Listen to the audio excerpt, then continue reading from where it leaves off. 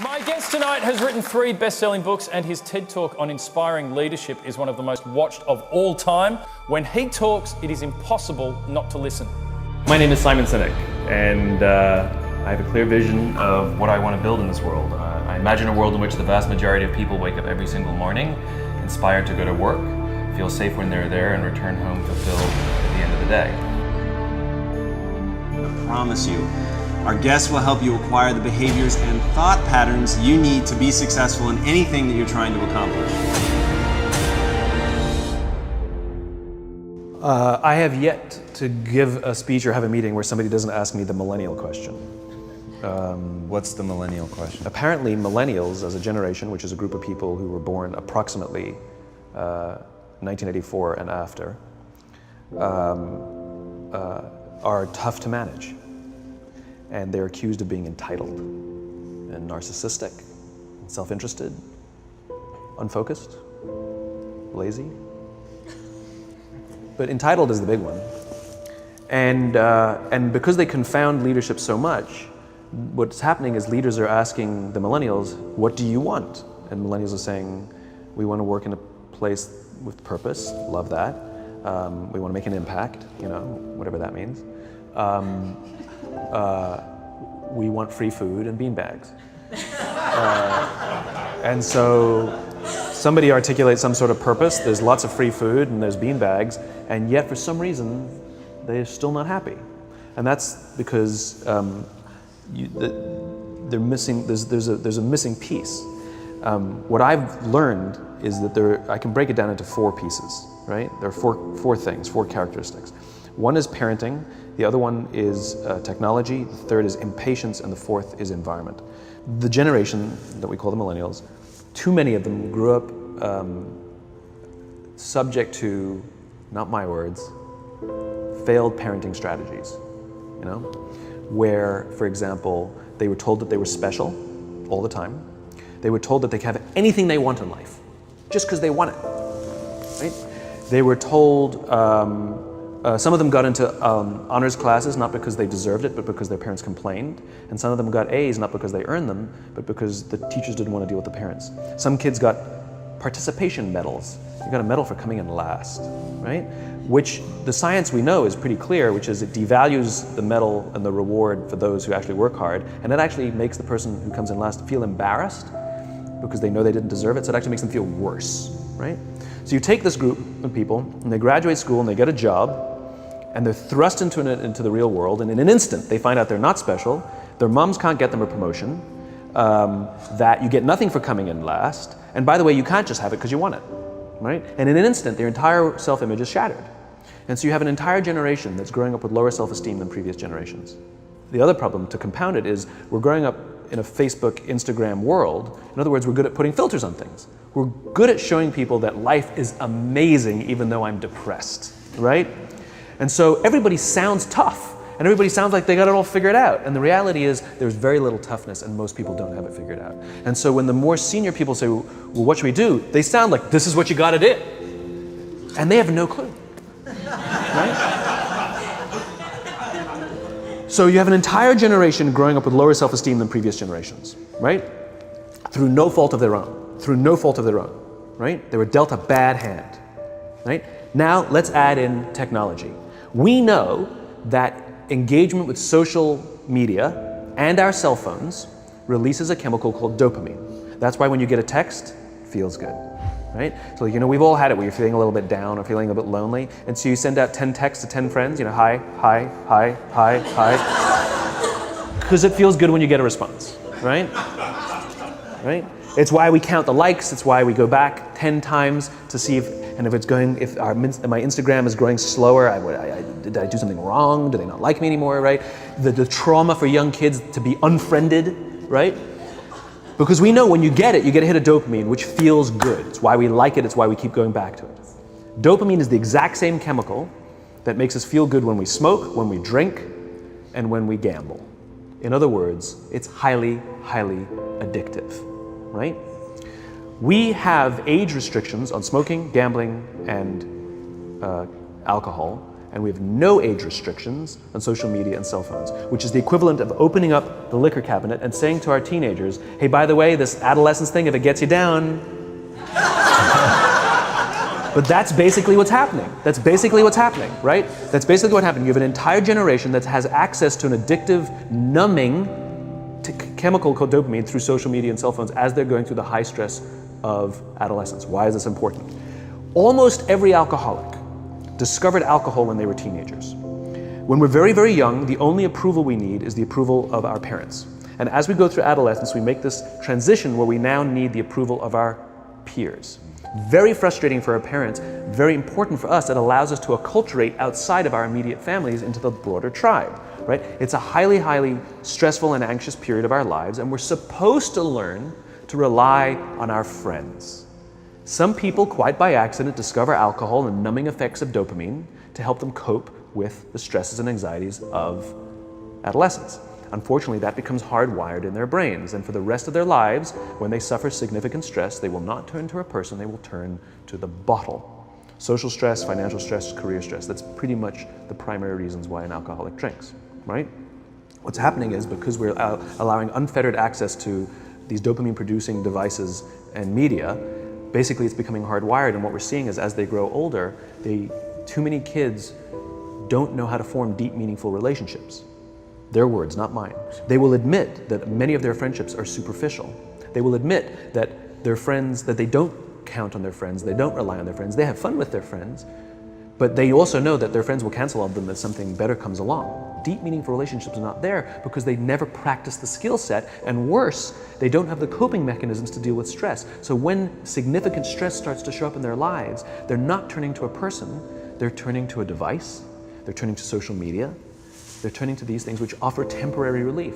We know, the science is clear, we know that people who spend more time on Facebook suffer higher rates of depression than people who spend less time on Facebook, right? These things balanced. Alcohol is not bad, too much alcohol is bad. Gambling is fun, too much gambling is dangerous, right? There's nothing wrong with social media and cell phones. It's the imbalance, right? If you're sitting at dinner with your friends and you're texting somebody who's not there, that's a problem. That's an addiction. If you're sitting in a meeting with people you're supposed to be listening to and speaking, and you put your phone on the table, face up or face down, I don't care, that sends a subconscious message to the room that you're just not that important to me right now, right? That's what happens. And the fact that you cannot put it away is because you are addicted, right? If you wake up and you check your phone before you say good morning to your girlfriend, boyfriend, or spouse, you have an addiction. And like all addiction, in time, it'll destroy relationships, it'll cost time, and it'll cost money, and it'll make your life worse, right? So you have a generation growing up with lower self-esteem that doesn't have the coping mechanisms to deal with stress, right? Now you add in the sense of impatience, right? They've grown up in a world of instant gratification. You want to buy something, you go on Amazon, it arrives the next day. You want to watch a movie? Log on and watch a movie. You don't check movie times. You want to watch a TV show? Binge. You don't even have to wait week to week to week, right? I know people who skip seasons just so they can binge at the end of the season, right? Instant gratification. You want to go on a date, you don't even have to learn how to be like, hey. You don't even have to learn and practice that skill. You don't have to be the uncomfortable one who says yes when you mean no and says no when you mean no, and yes when you don't have to swipe right. Bang, I'm a stud. Right? You don't have to learn the social coping mechanisms, right? Everything you want, you can have instantaneously. Everything you want, instant gratification, except job satisfaction and strength of relationships. There ain't no app for that. They are slow, meandering, uncomfortable, messy processes. And so I keep meeting these wonderful, fantastic, idealistic, hardworking, smart kids. They've just graduated school. They're in their entry-level job. I sit down with them and I go, how's it going? They go, I think I'm gonna quit. I'm like, why? They're like, I'm not making an impact. I'm like, you've been here 8 months. You know? It's as if they're standing at the foot of a mountain and they have this abstract concept called impact that they want to have in the world, which is the summit. What they don't see is the mountain. I don't care if you go up the mountain quickly or slowly, but there's still a mountain. And so what this young generation needs to learn is patience. That some things that really, really matter, like love, or job fulfillment, joy, love of life, self-confidence, a skill set, any of these things. All of these things take time. Sometimes you can expedite pieces of it, but the overall journey is arduous and long and difficult. And if you don't ask for help and learn that skill set, you will fall off the mountain, or you will, the worst case scenario, and we're already seeing it, the worst case scenario is we're seeing an increase in suicide rates, we're seeing an increase in this generation, we're seeing an increase in accidental deaths due to drug overdoses, we're seeing more and more kids drop out of school or take leaves of absence due to depression. Unheard of. These are all, this is really bad. The best case scenario, those are all bad cases, right? The best case scenario is you'll have an entire population growing up and going through life and just never really finding joy. They'll never really find deep fulfillment in work or in life. They'll just waft through life and it'll be just, it's fine. How's your job? It's fine, the same as yesterday. How's your relationship? It's fine. Like that's the best case scenario, which leads me to the fourth point, which is environment, which is we're taking this amazing group of young, fantastic kids who are just dealt a bad hand. It's no fault of their own. And we put them in corporate environments that care more about the numbers than they do about the kids. They care more about the short-term gains than the long-term life of this young human being. We care more about the year than the lifetime, right? And so we are putting them in corporate environments that aren't helping them build their confidence, that aren't helping them learn the skills of cooperation, that aren't helping them overcome the challenges of a digital world and finding more balance, that isn't helping them overcome the need to have instant gratification and teach them the joys and impact and the fulfillment you get from working hard on something for a long time that cannot be done in a month or even in a year. And so we're thrusting to them in corporate environments, and the worst part about it is they think it's them. They blame themselves. They think it's them who can't deal. And so it makes it all worse. It's not. I'm here to tell them it's not them. It's the corporations, it's the corporate environments, it's the total lack of good leadership in our world today that is making them feel the way they do. They were dealt a bad hand, and I hate to say it, but it's the company's responsibility. Sucks to be you, like we have no choice, right? This is what we got, and I wish that society and their parents did a better job. They didn't. So we're getting them in our companies, and we now have to pick up the slack. We have to work extra hard to figure out the ways that we build their confidence. We have to work extra hard to find ways to teach them the social skills that they're missing out on. There should be no cell phones in conference rooms. None. Zero. And I don't mean the kind of like sitting outside waiting to text. I mean like when you're sitting and waiting for a meeting to start, this is what we all do. We all sit here and wait for the meeting to start. Meeting starting? Okay. And we start the meeting. No, that's not how relationships are formed. Remember we talked about it's the little things? Relationships are formed this way. We're waiting for a meeting to start and we go, how's your dad? I heard he was in the hospital.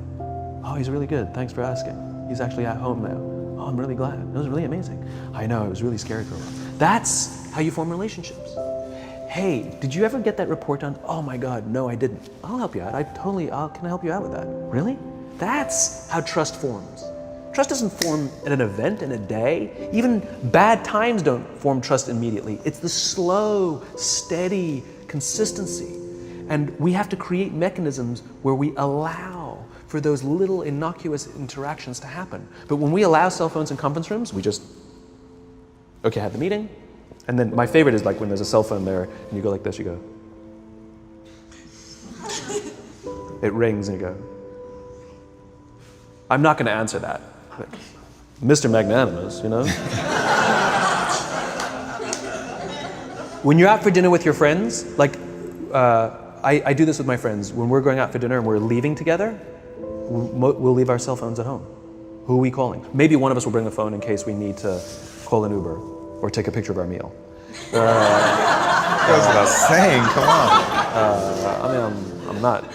I'm an idealist, but I'm not insane. You know? At a heathen. I mean, it looked really good. We'll take one phone. And so it's like an alcoholic. The reason you take the alcohol out of the house is because we cannot trust our willpower. We're just not strong enough. But when you remove the temptation, it actually makes it a lot easier. And so when you just say, don't check your phone, people literally will go like this. And somebody will go to the bathroom, and what's the first thing we do? Because I wouldn't want to look around the restaurant for a minute and a half, you know? But if you don't have the phone, you just kind of enjoy the world. And that's where ideas happen. The constant engagement is not where you have innovation and ideas. Ideas happen when our minds wander and we go, and you see something, I bet they could do that. That's called innovation, right? But we're taking away all those little moments, right? You should not, and none of us should charge our phones by our beds. We should be charging our phones in the living rooms, right? Remove the temptation. You wake up in the middle of the night because you can't sleep, you won't check your phone, which makes it worse. But if it's in the living room, it's relaxed, it's fine. But it's my alarm clock. Buy an alarm clock. They cost $8, right? I'll buy you an alarm, right? But the point is we now in industry, whether we like it or not, we don't get a choice. We now have a responsibility to make up the shortfall and to help this amazing, idealistic, fantastic generation build their confidence, learn patience, learn the social skills, find a better balance between life and technology. Because, quite frankly, it's the right thing to do.